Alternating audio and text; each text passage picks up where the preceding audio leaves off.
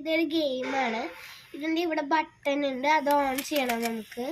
അപ്പം ഇങ്ങനെ ഈ ചൂണ്ട വെച്ചിട്ട് ഈ മീനുകൾ ഇങ്ങനെ വായ തുറക്കുമ്പോൾ നമ്മളതിങ്ങനെ വെച്ച് കൊടുക്കണം.